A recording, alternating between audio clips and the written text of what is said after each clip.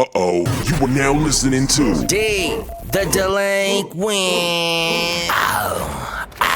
On the podcast. This is Many Hats, No Cap, baby. D, the delinquent. Many hats, no cap. Welcome to Many Hats, No Cap with Delinquent. Yo, I miss the construction world, bro. I really do. And some of you out there might say, then why don't you just go back? Because my body weary, dog. My body hurts. My body aches in pain, son. It's too late for me, dog. I'm just playing. I can go back, but nah, I'm happy doing what I'm doing now. And that's okay. It's okay to be happy one place and also know that you'd be happy at another place. But like my pops always says, don't try to fix something that ain't broken. It's stupid. Anyway, I really do miss the construction world. All the construction sites. I mean, just the brotherhood that's built on construction sites is just different. There's shit that goes on at construction sites that don't happen, that don't occur at other places. The camaraderie, the brotherhood, the relationships you build, the stories that you hear, just the friendships in general. It's just awesome. Ain't nothing like doing hard labor out there in the field with your homies. There really just isn't. For all you out there that's never worked a day in your life, hard labor, You'll never understand what I'm talking about. But for all you construction homies out there, shout out to y'all, man. Shout out to y'all. Now let me tell you about one of the first construction jobs that I've ever had. See, when I first signed up, I thought we were just gonna be doing gutters. Cause that's what we were supposed to be. I won't say the name of the company, but it was literally called so-and-so Gutters. But y'all that work construction, y'all know how that go. We ended up doing everything underneath the sun because they was afraid of going out of business. We was doing concrete, stucco, drywall, electrical, framing, fencing, every damn thing underneath the sun. It was crazy, son. And this was one of the first jobs that I ever had. I just thought that's how shit's supposed to go, how shit's supposed to be. But also, during this time, I was young, dumb, stuck in my hood ways, and I just thought I knew it all. And I hate to admit this, but I will. I was super sensitive. Things just got to me. Things just rubbed on me differently. We had this boss named Earl. Earl was awesome. Earl was from Oklahoma. Real gritty, country-ass white boy. I love him. I love him to death. Shout out to you, Earl. And he taught me a lot. He schooled me to the game of life. I owe him. I am in forever debt to this homie. Anyway, he was our boss. And Earl would always crack these racist ass jokes. Funny as hell. But at the time, because I was super sensitive, young and dumb and thinking that I knew it all, it got to me. It got to me so bad, I would ask the homies working construction with me, yo, what the fuck's wrong with this dude? And they would trip me out because they would tell me, no, what the fuck's wrong with you? And I never got that until after a good conversation with Earl one day. So one day, we put up this fence. Fucking 100 yard long fence line, me and all the homies. And it was all electrical setup and all this shit for this farmer. And this farmer was super loaded, super rich. He was also building a whole bunch of housing units and duplexes on his land and all that. And it was way out there, about an hour outside town. And it was lunchtime. And Earl used to piss me off.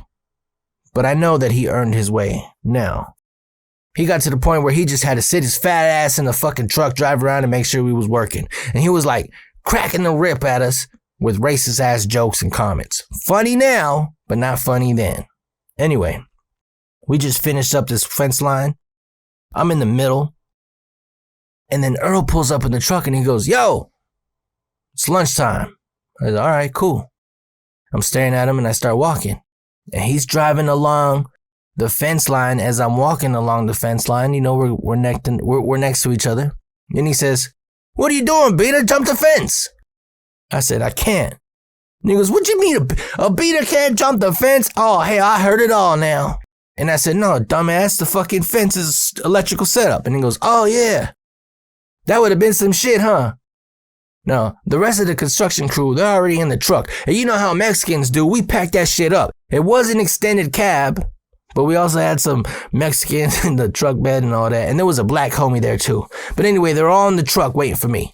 And I'm just walking along the fence, and he's driving slow along the fence, cracking jokes at me, pissing me off.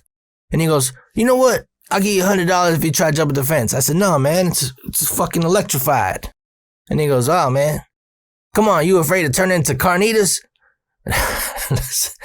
And I'm just getting pissed off, but everybody in the truck's laughing. And he goes, come on, we all love carne asada. I'm getting mad as hell, boy. So we reached the end of the fence line, and now I can cross, right? He opens his door, and he says, now come on, get your jalapeno popping ass in the truck. We gotta go. And I'm just mad as hell. I sit inside the truck on the floor, because the seats are taken up. And I look at Juan. He was a dude that I work with. And I look at him all pissed off, and I go, what the fuck's wrong with Earl, man? And Juan tells me one of those famous lines, no, what the fuck's wrong with you? And that used to piss me off too. I thought they sold out. I thought they wasn't on my side. I thought they wasn't raza anymore. But nah, I ended up getting it later. So we're driving. Everybody's eating their lunches. And Earl looks at me in the rearview mirror. He puts it down, as if I'm a baby in a car seat. And he says, what you eating there, Joey?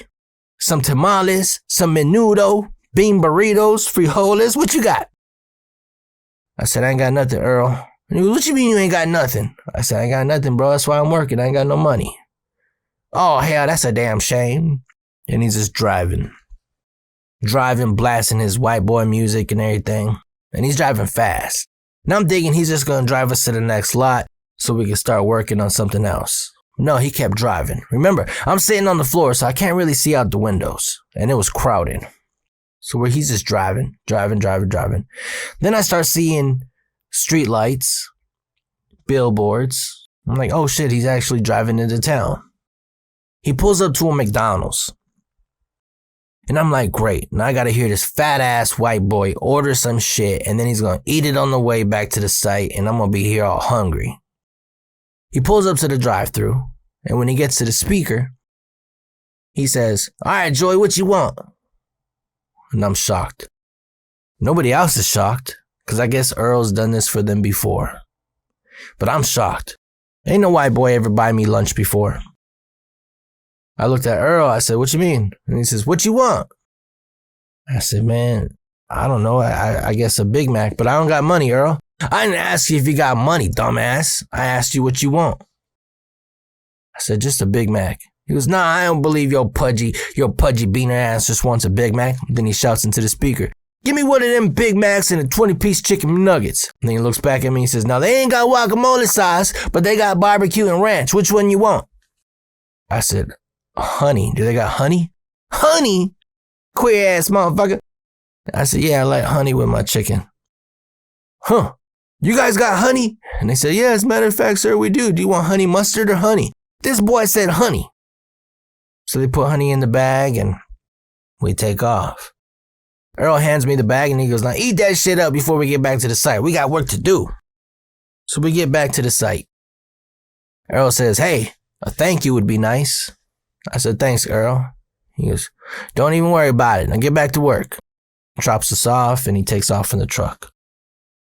We finished the day and we used to carpool with him, right? So he would drive us back to town, which took an hour, drop us off at the Walmart. We'd get in our cars and go back home. The problem was my mom would have to pick me up because I didn't have a car yet. I was broke and I was young and dumb and thought I knew it all. Anyway, we get to the Walmart. Everybody gets in their cars and leaves. Earl has to go in Walmart to get some toilet paper. Earl parks his truck. He goes into Walmart. I'm waiting there for my mom. I'm like, oh shit, I forgot to tell my mom to pick me up today. Earl gets out to Walmart and he sees me still waiting. Now, I had a phone at the time. It was a Boost mobile phone, but that shit was dead. I forgot to charge it. I'm fucked. I'm getting ready to walk home. Earl sees me and he says, Joey, what you doing? I said, I'm waiting for my mom. Oh, hell no, fuck that shit. Get in the truck. Where you live? I told him where I live and he's like, damn, you're going to have to give me some roadhead to get there. Motherfucking Earl. Anyway, we're driving. And then as we're driving, he says this. You got a lot of hate in you, son. You got a lot of hate in your heart. I don't know what they did to you. I hope they didn't touch your booty hole. But you gotta learn how to smile. You gotta learn how to take this shit and grain of salt. You gotta learn how to live life, man, because life is full of obstacles and life is hard. And if you don't know how to smile at it, you ain't gonna ever be happy. And he was right. Right before we get to my house, Earl says, hey man, I gotta tell you something else, man. What's up? He says, Juan told me that some of my jokes piss you off.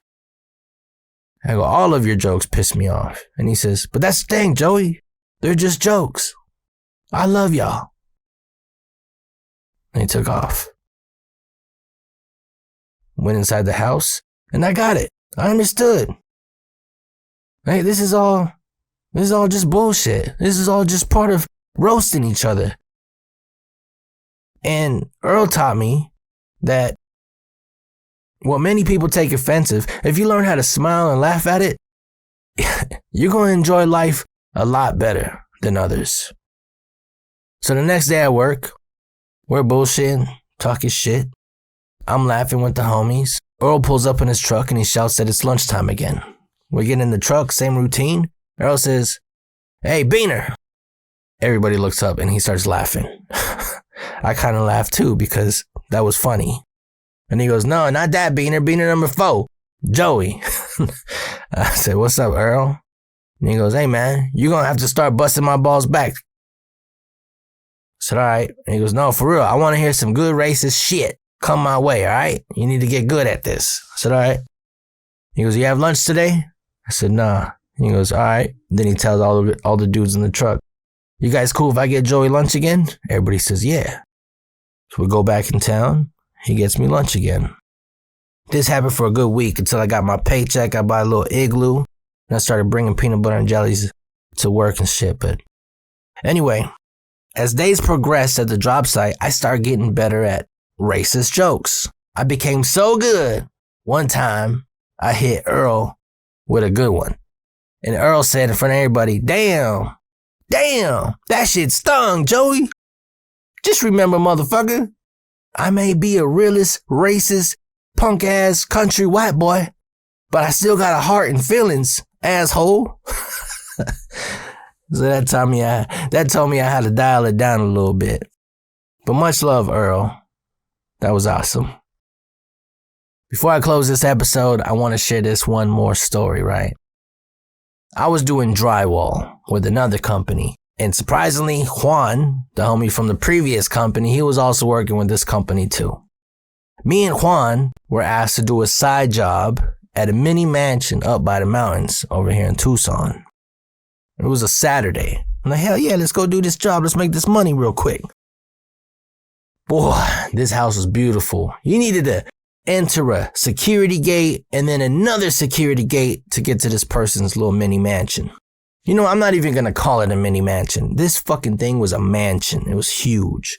Well, anyway, we're upstairs in the bathroom repairing some drywall. And the lady of the house, she was alone at the time. She was sitting in the living room. She says, you guys just do what you got to do. I'll be downstairs if you need anything. Super nice lady. So me and Juan were upstairs working on the drywall in the bathroom. We hear the door open. We stay quiet for a moment. We're listening.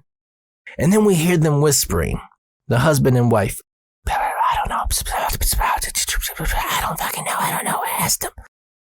The lady was telling her husband she needed to ask her something. And the husband's like, I don't know. Go ask them. And the wife was like, I don't even know their names. You go ask them. And the husband says, I don't know. It's probably fucking Jose and Juan. God damn. My legal name is Jose, and the dude I was working with is Juan. Literally, this motherfucker nailed it. This racist piece of shit nailed it. But that was funny, bro. I looked at Juan, he looked at me, and I said, oh, fuck that. Today, I'm Jamal, and you're Marcus. But anyway, yeah, that's it for this one. I mean, I guess the only thing you could take from it is, man, the world is ugly. This is a ball of mud that we live on. And if you let it get to you, that's on you. It really is. You gotta learn how to smile, baby. You got to learn how to smile. D, the delinquent. Many hats, no cap.